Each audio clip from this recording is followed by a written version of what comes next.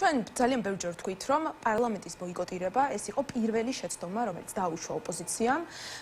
შესაბამისად, ამას მოჰყვა უკვე არჩევნების ბოიკოტირება და შემდეგ უკვე მოჰყვა ის უპასუხისმგებლო პროვოკაცია, რომელიც ნაციონალური მოძრაობის მხრიდან განხორციელდა. მნიშვნელობა დაუკარგეს კონსტიტუციური გზით მშვიდობიანი გზით ცვლილების განხორციელებას არჩევნებს და შექმნეს იმის მოლოდინი, რომ მშვიდობიანი დამხობა იქნებოდა ეფექტიანი გზა საპარლამენტო მუშაობის დღის წესრიგში დაბრუნების მთავარი მიზანი გახლავთ ის, რომ საქართველოს პარლამენტში დავაბრუნოთ განსხვავებული აზრი. იმიტომ რომ აი ამ ბოლო ერთმა წელმა გვაჩვენა, რომ ჩვენ წავაგეთ იმითი, რომ ჩვენ მოვსწრეთ საქართველოს პარლამენტში განსხვავებული აზრი და ოცნებას დავუტოვეთ სივრცე, სადაც ის ამომრჩეველი, რომელიც აფასებს ოცნებას, როგორც რეჟიმს და აფასებს მის ძალადობრივ ქმედებებს, იმას, რომ ის ძირს უთხრის საქართველოში დემოკრატიას, აი ამ ყველაფერში ჩვენ ამომრჩეველი დავტოვეთ პირისპირ ოცნებასთან მარტო.